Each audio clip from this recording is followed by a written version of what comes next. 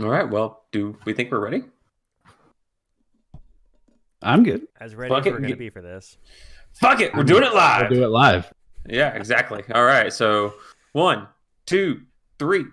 4. Hello, 5. everyone, and welcome into Beers a Boost. I'm Barry, I'm Zach. And I'm Nathan. and they're fucking everything up. Hopefully this goes okay. Like, I don't know what's going on. This is all brand new to us. We're all stuck at home with nothing to do. So let's do a whole new version of our podcast Except for because drinking, not drive. I mean, like, seriously, hang on, we're in our 3rd year of podcasting, and I think this is our like 7th different format to figure out something. I'm using our very first microphone. Nathan's got the second. I've got the third. Like, And this is our like 15th attempt at video and Who knows? the first time trying it this way, so God only knows what's going to happen. It'll probably fuck itself up again. All right, Three generations of mics. Who knows? It's the Let's just hope we triage get fest. audio out of this. Yeah, we'll have only video. Oh, that'd be bad. So I already drank all my beer for the night because it's 8:30 and I have to go to bed soon because I have a 7 o'clock in the morning work appointment. But let's go ahead and get into the podcast. My microphone down here just a little. Webcam, microphone's fine. It's right there. All right. So we're ready to get into it. We got total recalls. We have 3 recalls. You ready, guys? I'm ready. So our first recall, Lamborghini is recalling 26 Aventador SVJs. Probably all of them. No, technically there's 500 of them made. Wow, that's actually more than I thought there would be. Yeah. But they messed up 26. Yes. Do you see why they messed them up? So there's a faulty door vinyl strap, like one of those little like vinyl rope straps to open the door. That's how you open the door in a Lamborghini. We always knew that. It's is. Italian.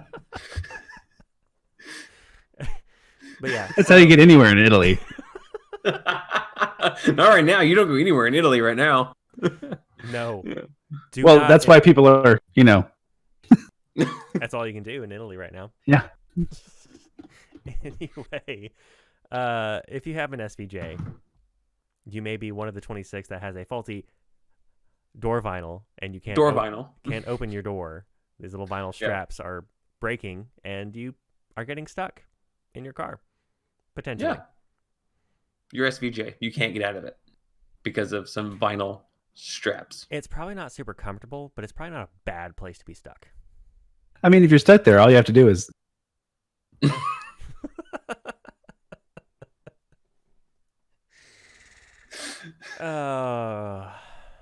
And if you can't tell, this is a late night recording. It's, what is it, like 8:30? It's 8:30.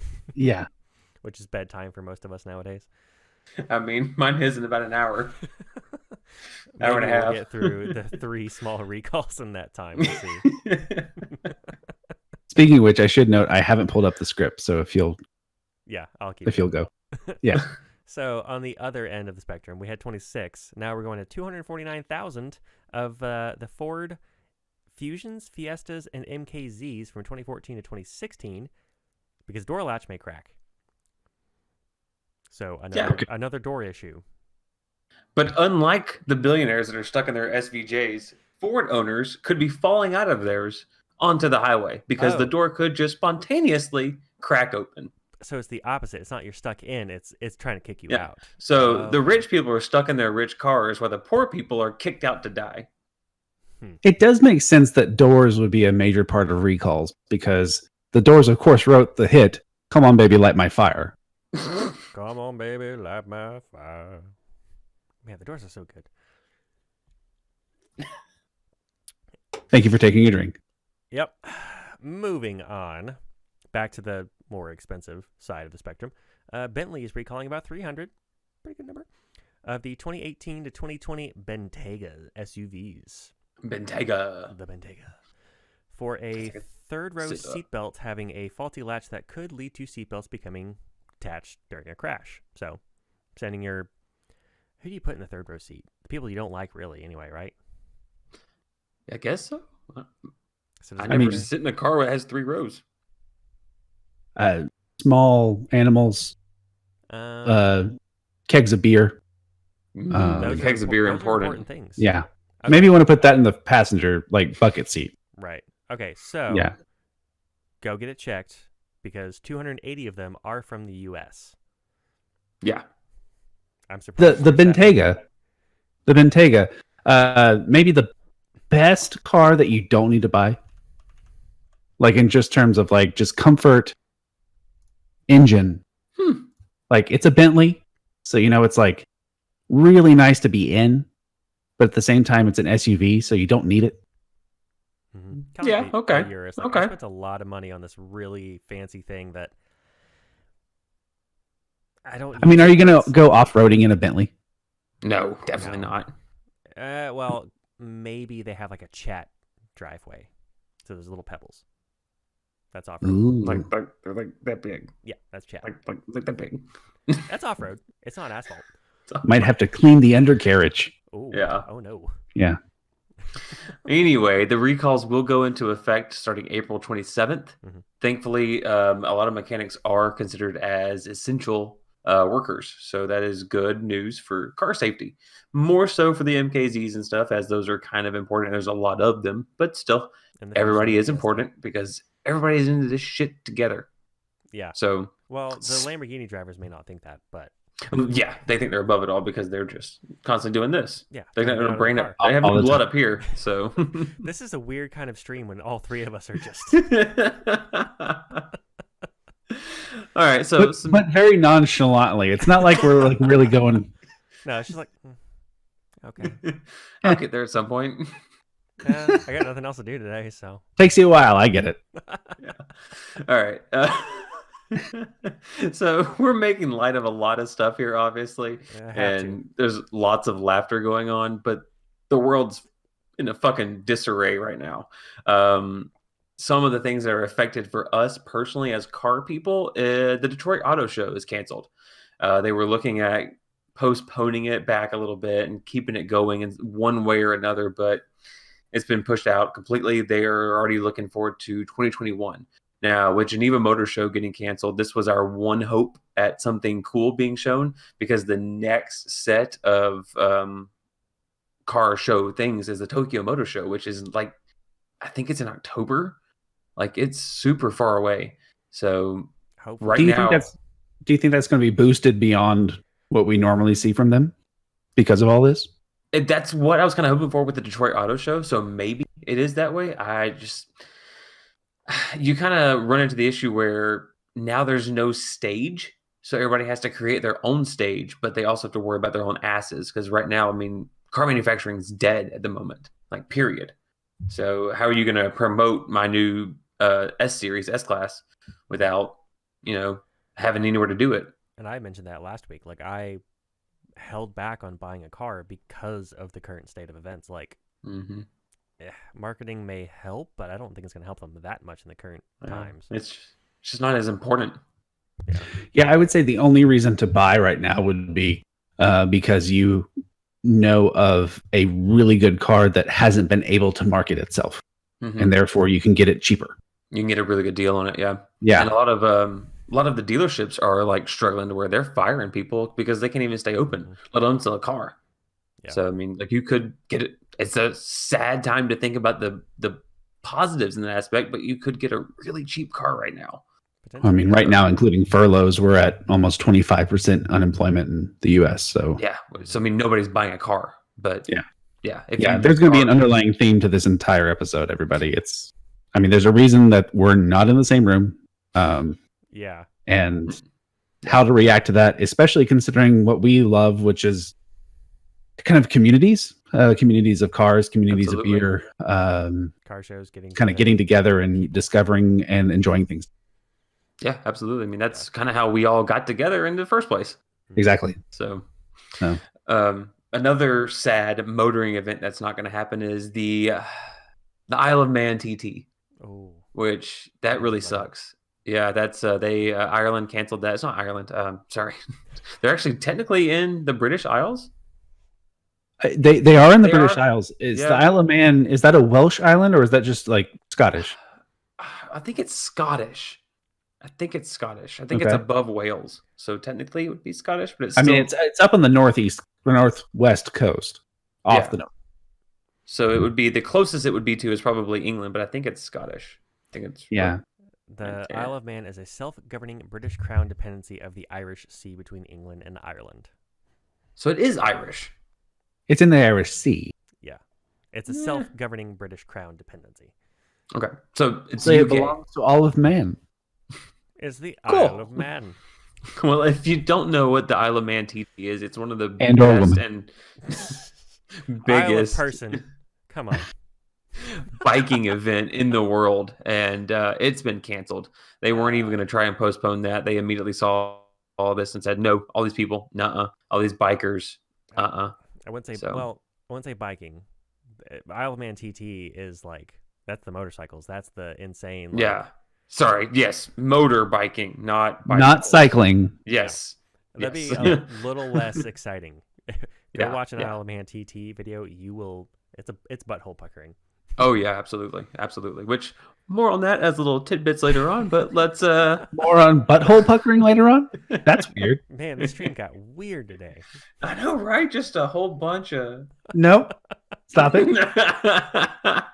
All right, so not just the Detroit Auto Show or the Isle of Man have been canceled, or the only things that have been affected in the car world. Pretty much everything has. GM, Ford, FCA have all aimed to reopen their production by now, but have been forced to push back to a second week of April, which we just got confirmation on Sunday that it's possible that it's the end of April. Self-quarantining and social distancing and all that is under effect. I mean, it's not like imposed, but it's under effect until the end of the month, which it needs to be imposed. I mean, like, we're a fucking joke right now. Like, the U.S. is a laughing stock the way that it's being handled. Where we are right now is we're looking at an escalation from recommendations to fines, and then actually legal action.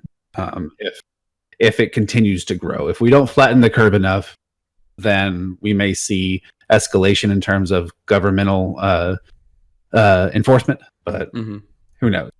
Yeah, but honestly, it needs to happen. Like, it needs to be at this point now. Like, this is a joke. We have the most confirmed cases. We're so far behind right now. It's just insane. And I watched a graphic, but it was either earlier today or yesterday, of like all the cases climbing, and the U.S. just skyrockets ahead of everyone so much faster. Well, this is a little bit off the subject and kind of on the subject, but I saw a stat the other day saying that South Korea and the U.S. had their confirmed case the same day. South Korea has seen roughly 90 new cases this past month, where the U.S. has seen 90,000. And South Korea is doing nothing but testing. All they're doing is testing everybody all the time, everything. And like, my sister was sent back in January. February. She left, was there for 2 days, was sent back. And yet America's like, well, maybe let it happen. It's just, it's been botched. And we've been calling this on the podcast for a month now that it's been botched. So, yeah. But anyway, everybody's under massive effects for all kinds of stuff, but there is some good stuff. Now, the right wing, I'm not trying to be a leftist here or anything like that, but the right wing in Trump has come out and said, ooh, look, we forced GM to do this. 2 weeks ago, GM and Tesla both came out and said, we'll make ventilators. And Tesla already started. They are also, Ford is looking at building not ventilators, but the air filter masks. They've got a patent out for how they're taking a little bivalve from the F-150 truck and putting it into a filter mask with a battery from a drill pack. Pop it in, and that's what your air filter is, just your motorized air filter. So Ford's working on that. Tesla's making 50,000 ventilators. GM had already promised they would, but it's now in full effect, kind of a thing. But so there is some good coming out of it, and we're getting there. But if we don't do our part to like truly help flatten that curve, as Nathan was saying, I don't think we're going anywhere anytime soon. No, I think the projection right now is on the high side, 200,000 U.S. deaths. Yeah, by like August. Yeah. Now, some variables are up in the air. I mean, if we really do hammer it down, create some quarantine areas, practice the appropriate social distancing. And then on top of that, if we actually have some benefit from all of the different companies that are actually producing the preventative measures, the ventilators, the masks and such, then it's yet to be seen. But it's rough. It's the biggest thing. Like my parents of our lifetime.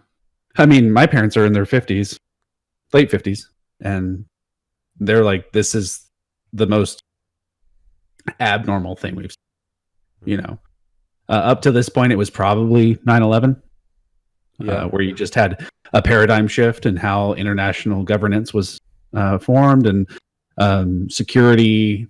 I mean, I remember before that, my dad used to fly out to San Francisco to do doctoral work, and we would just walk to the terminal with him. Yeah. Walk to the gate. And after 9/11, that was no more. So but this is completely different. This is with them saying that this is possibly just a cold weather phenomenon, and then next fall we're going to see it again. This is a whole new idea of how humans live.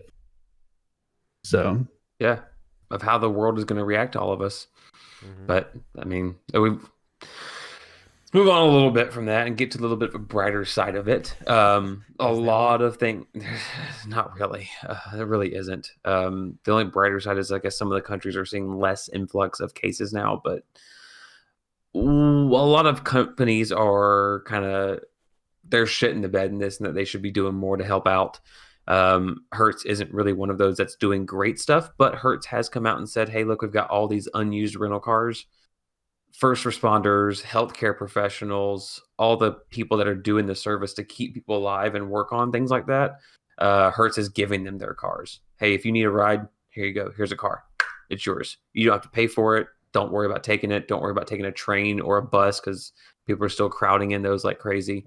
So here's a safe way to help people for free. So that's one good thing. Now, granted, they fired most of their employees and they're asking for bailouts from the government to keep their selves alive, but that's a different subject. As of right now, let's highlight the one good thing that they're doing, and that's that.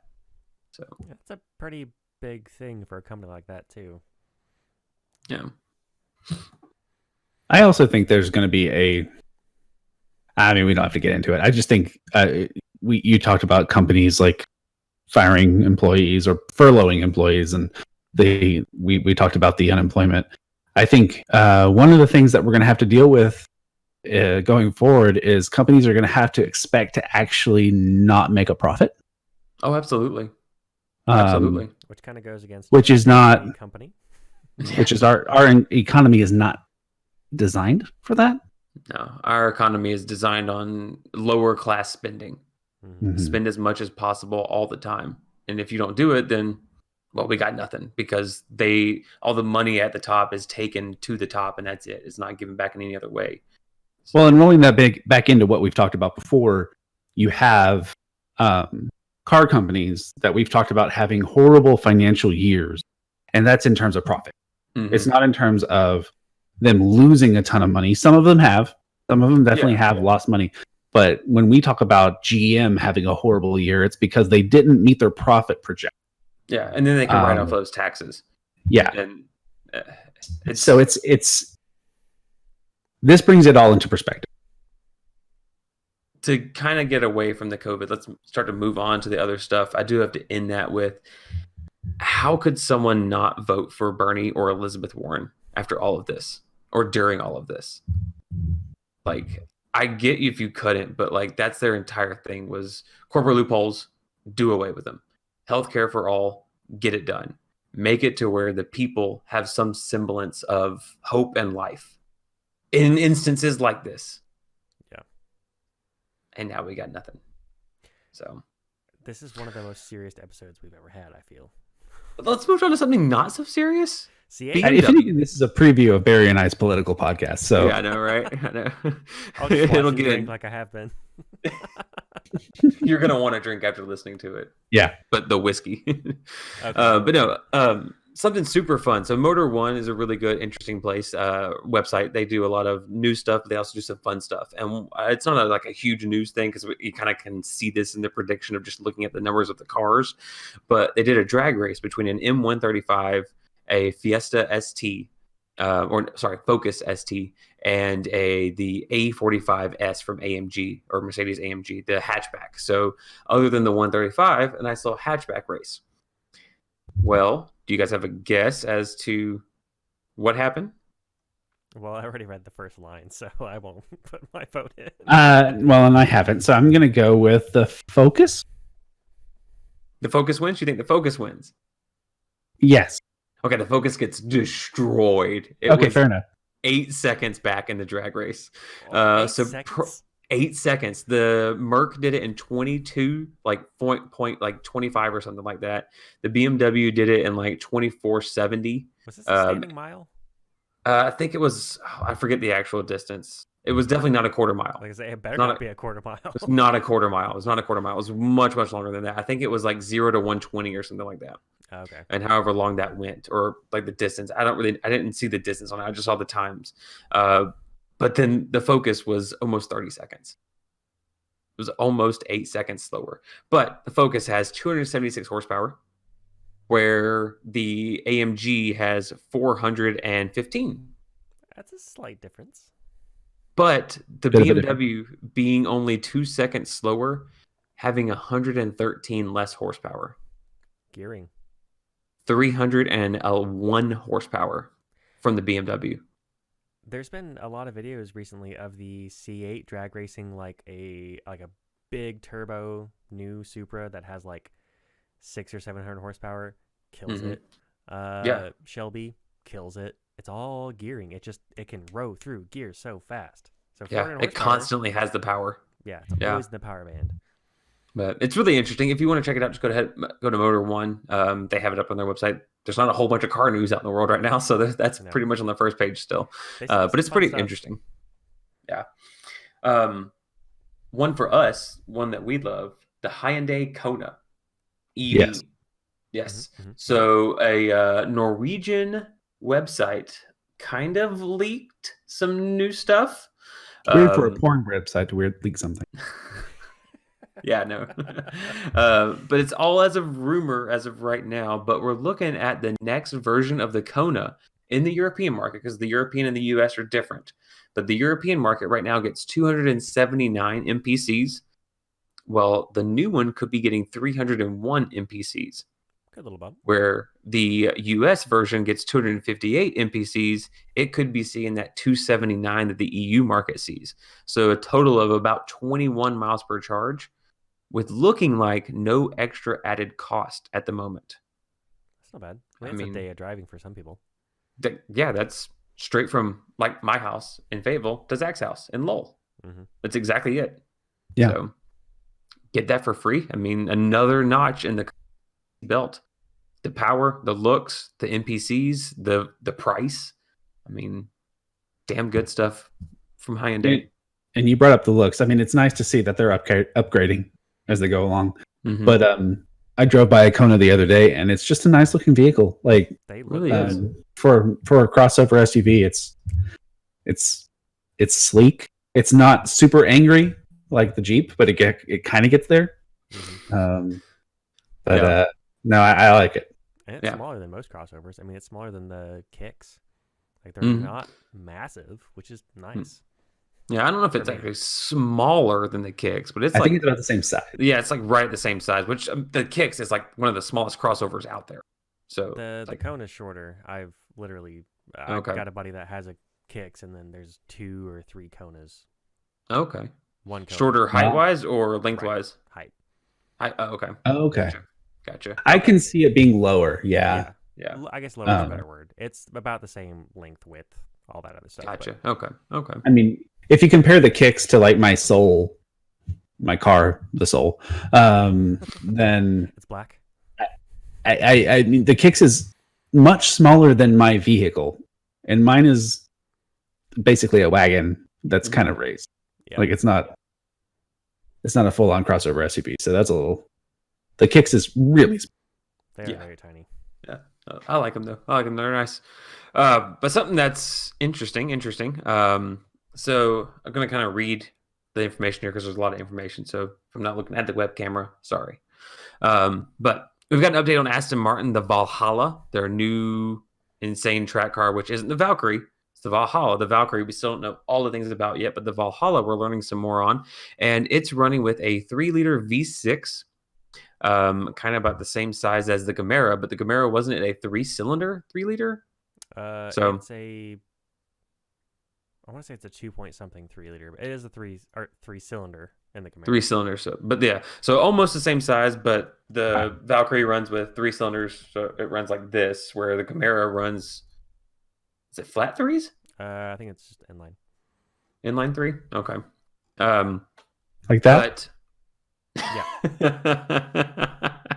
Exactly like that.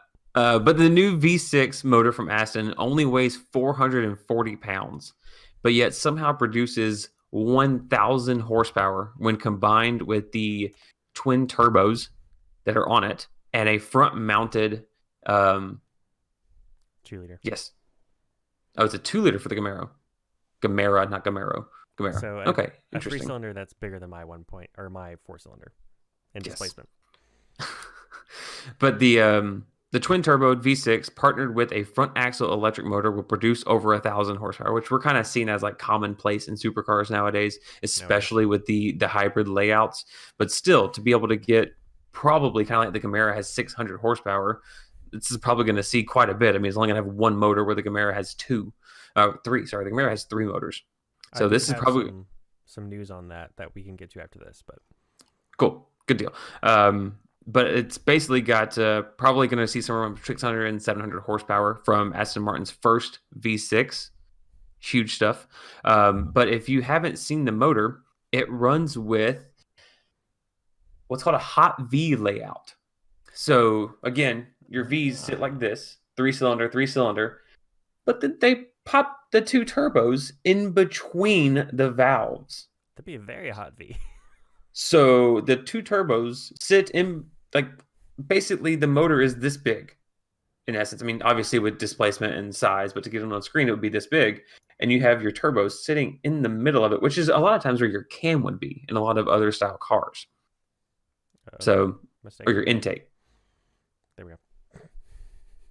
Well, your intake would be, and your cam would be underneath all that. But anyway, really cool stuff. It runs with a dry pump oil system to deliver, quote, exceptional lubrication performance during on-limit high-speed cornering. Dry sump is good. So we're looking at a really interesting car coming from Aston, even though they're running into a lot of issues right now. So it's a very interesting looking motor. Yeah, I like it. It's definitely backwards from what I'm used to with anything. Yeah. Because I'm looking like, why are the fuel rails down there? It's like, oh, that's the intake down there. That should be the exhaust. Oh, no, the exhaust is up there.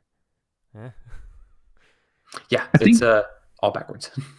I think after all we've talked about in this podcast, I think we're done talking about exceptional lubrication performance. I'm done here. I'm going to go. Okay, bye. Okay. So what about the Gamera there, Zach? So we were talking about the Gamera last week, I think the week before, a little bit. Yeah. We were talking about both episodes. Yeah, we were talking about the 3 motors. You said there's one up front. There isn't. Everything is in the back. There's 2 motors on each wheel in the back. The engine in the back, which sits north to south. The 3rd engine is on the output shaft of the engine before the transmission, and then it sends it to the front. So what's holding the front down? Exactly. A differential with 2 wet clutches that can disengage. So literally, it's got 3 motors all coming out of one little source, and it can push to whatever wheel it wants. Actually, the gas engine and electric motor only send power to the front. So it's 2 electric in the rear, and then technically it is gas and electric in the front, but they're both in the back, and then sending it through a torque tube.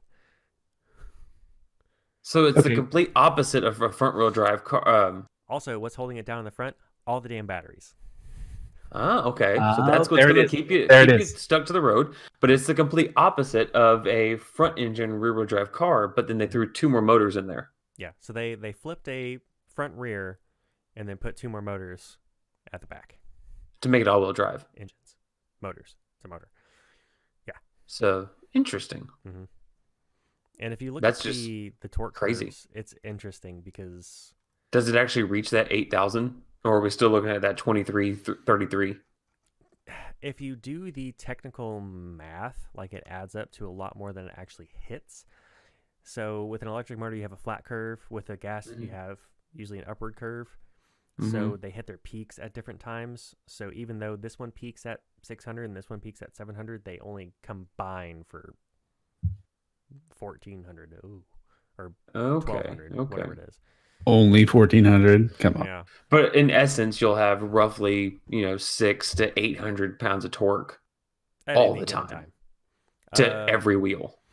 So at 1,000 RPM, it hits 600 Newton meters of torque, which is, I can't remember if Newton meters is close to foot pounds or like half. It's a fuck ton of torque. Like, that's a lot of torque. Yeah. It's a max of that would be 450 foot-pounds of torque there. at Almost. idle, pretty much at idle. Yeah, at 1,000. 500 foot-pounds of torque. Cool. Yeah. And that's Again, this is one of those cars that I'm just scared to ever drive.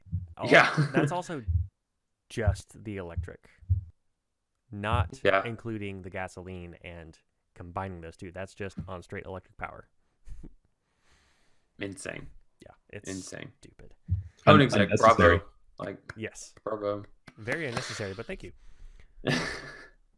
So, interesting stuff to end our news on. Talked about it for a while, but we haven't heard anything for a little while. But I think we're starting to see the coming of the end of this generation of the BRZ. With that, the BRZ and the 86 are on their way out.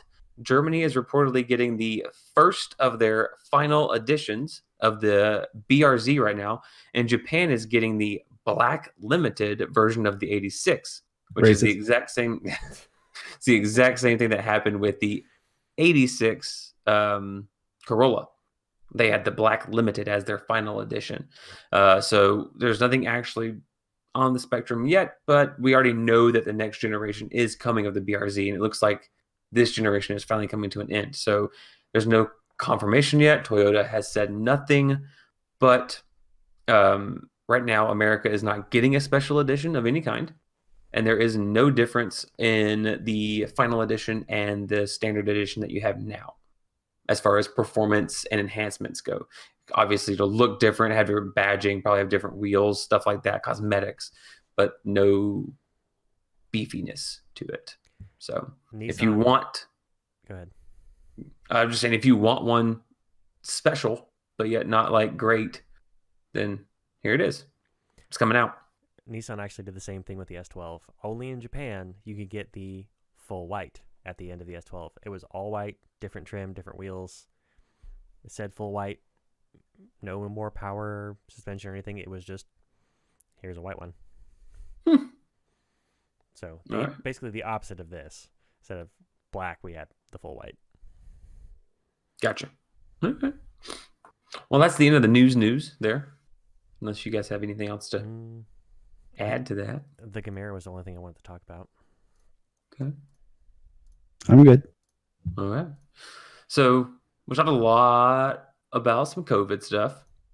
We hit a little bit of car news because there's not much. I mean, the car world's kind of dead at the moment. Like, we kind of don't have a job except for the beer. And our actual jobs. I mean, our actual jobs, but the podcast is our job, like our hobby. We were supposed to do our actual jobs. That's not good. I didn't go to work today. I should call my boss. I actually didn't either. I was right here when I did all my work. I hate you. I'm forced to. I work for a school district. We're closed. I work for a quote unquote essential job. I think mine's essential too. Well, I sat around for 8 hours today. Yay. In public-ish. Yeah. Gross. But anyway, we've kind of combined the left field to be one big segment to end it all off on. Nathan, would you like to get us going there?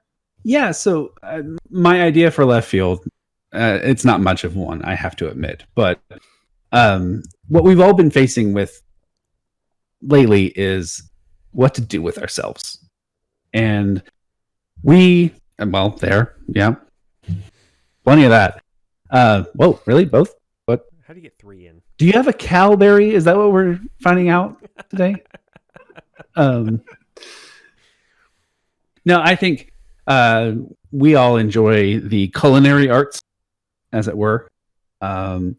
And I think that's where, other than trying to read a little more, trying to game a little more, which I haven't done in a while, that is where I'm going to be exerting my energy. And I kind of wanted to see where you guys were at in terms of, I know we all love cooking. Is there something that you've recently done that you're kind of proud of that you would like to recommend to people as a COVID, I'm at home, let's cook something? Something that I discovered was quite easy today.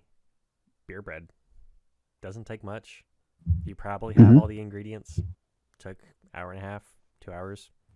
It turned out pretty damn good too. Oh yeah, Nathan, your wife made some soda bread, which is why I wanted to make some beer bread. Eileen made some soda bread. She used Yingling for hers. That's the beer that was used. And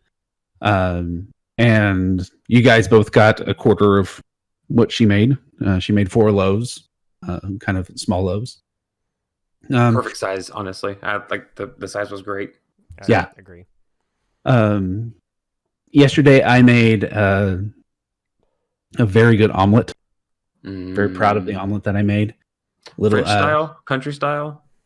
So here's what I did. I got 3 eggs, a splash of milk, just to even out. Whip the shit out of it. Lots of air. Lots of air. Yeah. To really add some air to it. Medium heat on the stove. A little butter. Toss the eggs down. Omelets, you want to season in pan. You want to actually have the base before you actually season. So I did salt, pepper. I did a garlic and herb seasoning mix on there, and then just some mozzarella cheese.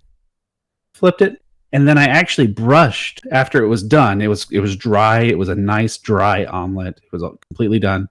I brushed on some Chipotle Tabasco sauce. Nice. Just super simple. Nothing crazy. Nice. But stuff like that I've just been doing taking as the much extra time with. Yeah, because I have the extra time. Yeah. No, like the soda bread, like so back for St. Patrick's Day, I actually made an Irish style soda bread. So kind of like we've all made soda bread in the past week. But no, one of the things I've been doing, one of the things I actually loved making this past week was I made a knockoff jerk chicken. It wasn't hot enough outside to get the grill going. It looked good. But a whole bunch of thyme and garlic and jalapeno and ground ginger and cumin and allspice and a touch of this like Jamaican spice mixture, which is basically just bird's eye chilies and peppercorns, and put that all together into a mortar pestle and beat it all up. Right. And then mix it in with a little bit of soy sauce to make a glaze. And then let the marinate over the chicken breast it was a split chicken breast. So I had a whole chicken and I cut the backbone out after doing the legs and the thighs off of it. So it was just the 2 breasts sit together with the bone in and everything, and let it marinate for about an hour at room temp. And then threw it at a 450-degree oven until it reached 150, 155. And then so pulled it out. So it had the flavors of Jamaican stuff, but had the flavors of the jerk chicken kind of, but not the char. So it's kind of a knockoff. But I paired that with a mango cauliflower salad, which was roasted cauliflower, mangoes, a little bit of red cabbage, green onions, a jalapeno, 4, and a little bit of cumin and allspice. And that was the dinner that I had a couple nights ago. It's really good. Super simple, but like I've got a whole bunch of other stuff that I'm just trying out. Like I'm making pizza dough that I haven't done in a long time because we did keto for so long. So I'm making a pizza dough again, and I was going to make bread out of that. So like it's an overnight fermenter. So you put it in the fridge to let it ferment and rise up, and it rises really slow. So the air pockets are super, super tiny, but it's not a dense loaf or a dense bread. And then you would roll it out and make your pizza. Well, instead of rolling it out and make a pizza, I'm going to cut it in half and then form a ball and then let it come back up with all that extra yeast in. So it does get some small and some big holes in it. So it should be a really good loaf. But bread is my hobby for next week for cooking. So there you go. Yeah. Zachary, how are you? I don't know. I've been cooking a lot, but nothing as fancy as any of that. I made some friggin' awesome breakfast sandwiches the other day, though. Hey man, I love a breakfast sandwich. Chopped up a bunch of bacon, threw it in the cast iron, got it all crispy, pulled it out, fried 2 eggs and the bacon fat, pulled them out, fried 2 English pieces muffins. of toast. English Yeah, muffins. there you go. And the bacon fat, put it all together. Did you melt some cheese over the eggs though as they were sitting? I actually didn't put any cheese on them. I did a Spanish fry, so I threw all the oil on top of the egg. I should have put some cheese on it though. We had some provolone that probably would have worked, but I just put hot sauce on mine. Yeah. No, hot sauce is good. And cabbage. I didn't realize. You got any? No. Out of cabbage now, but apparently that stuff, if you put it in the fridge, that's 2 months. Lasts for 2 months. Red cabbage lasts forever. Yeah. Forever. Because I chopped it in half to make. I fried bacon and then fried the cabbage and the bacon fat. And then I had some left over. I'm like, what the hell am I going to do with this? I need to use it soon. So I used it. And I was like, how long does this actually last? I was like, 2 months. Like, man, I could have waited like another month and a half. Yeah. As long as you wrap up the cut side, then you're good. Like, it works great. Nathan, did you have something you're going to plan to do next week? We got a lot. We just did corned beef last night. A few weeks ago. I have been trying to do some low carb stuff lately just to stay healthy while we're stuck indoors, so I don't consume all the carbs. So we made a corned beef brisket last night, and then for lunch today, we had sliced it against the grain. So we had just kind of like these tiny little corned beef steaks. Reheated them for lunch. Threw a little Dijon mustard on there, and then just wrapped them up in some lettuce, some green leaf lettuce, and just had some lettuce wraps with some corned beef and mustard. So a little shredded carrot over the top of that would be. Yep, that would have been great. I didn't have time to do that, so I don't have. Even though all we have is time. I actually am at work. I have to come home. I know. I'm just making a joke about it. I know. But no, just to give you an idea, if you're not into cooking and you want to stay in relation to what we might be doing, car-related stuff, for a lot of it, here are some ideas to keep your time from seeming so stale. If you have a smartphone, which you probably do, and you like builder city type games, and you like mobile versions of them, there's a car building one called Overdrive City, where you basically build cars. Build a city around cars. There's no people. It's just cars. And it's got like over 50 licensed manufacturers in it. By the way, we are not sponsored. Please do give us some money. That we would love that, but we are not sponsored. These are just interesting ideas for you guys out there. Obviously, if you want, you could go back and listen to some of our older episodes. There's a lot of stuff on there. Mm-hmm. You kill just saying. A lot of time listening to us bullshit. Just saying. But also you can check out YouTube and go up to I Love Man TT and watch that. Like as Zach was saying, it's a butt puckerer. It's intense stuff. There's also tons of hill climb videos out there. Some of the best driving you'll see from true racers. There are racers out there who will go out there and do a hill climb, but some of these people are not like F1 rally car drivers. They're just like hobbyists sometimes. So it's really, really cool. Hill climb is a ton of fun to watch. Oh, yeah. And you get to see some really amazing cars. If you want to spend a whole bunch of money and you've never done it, homebrewing is a big old time killer. You will kill an entire day. Wait 2.5 weeks, and then you can drink it. But if you did well, it's worth it. I'm still waiting on that last one. I've spent so much money in homebrewing, but it's truly a passion. I love it. Now it's time to pick up a hobby. Yeah, it is. And the Two Hearted will be ready in about another week. So it's been fermenting for a week and 2 days. So by the time this episode goes up, it'll be a week, and then it's got to ferment a little more and then get ready. But whatever. I'll give it to you when I give it to you. Okay. One other thing is if you're in a decent climate or you have some nice sunlight, is you could pick up seedlings and planting. Since you're home all the time with them, you can take care of them. Mine are in that room over there. I got a 'Cause- bonsai that I've been spending a lot more time with. Yeah, we weren't originally going to be here, so we decided to do it now anyway, since we are here. So, Yep. We have quite the garden started at our place, so we might have some peppers and tomatoes and herbs to share. So I'll take some peppers. I need. We're only doing Choco Habos, Scotch Bonnet, which is pretty much just a habanero, and lemon drops. And then Lemon drops. we are doing some leeks and herbs. yeah, we usually have some lettuce and then quite a few different things. Nice. But no, I've been focusing more on watching some good stuff on TV and just kind of enjoying time with the spouse Mhm. and watching stuff that we both enjoy. So Yeah. And a lot of companies are cutting deals on streaming stuff like that. And I know Steam's been doing a bunch of sales, just like here's a game that'll kill time. Yeah. Cheap. So Hopefully you're all not going completely stir crazy. A lot furloughed. I mean, I know it's a tough time out there for everybody. We wish you all the best. We wish we could help everybody. We want the whole world to succeed, because if everybody succeeds, then we all succeed. Mhm. So I actually have to say, we should point out that we had a successful poker night we did. on Saturday. we did. All of With us a pair of separate. twos. Yeah. Oh my God, the fact that he won that. I've been watching a lot and learning up a bit, so I was ready for a poker night. Yeah. Oh, that explains so much. But no, we on what was it? Tabletop simulator. Tabletop Simulator Mhm. on Steam. I think it was $60 for 4.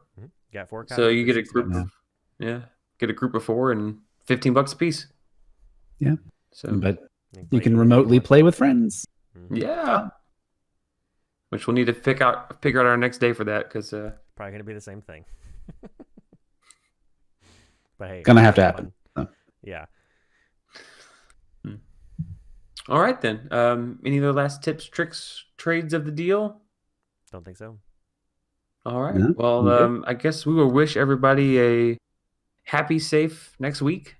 I mean, I really don't know what else to say other than it all sucks right now and it's all crazy. Mhm. So, Stay safe, guys.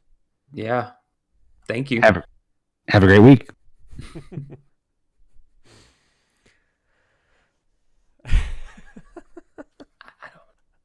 I'm just gonna leave this all in. This is where the fade out's gonna be.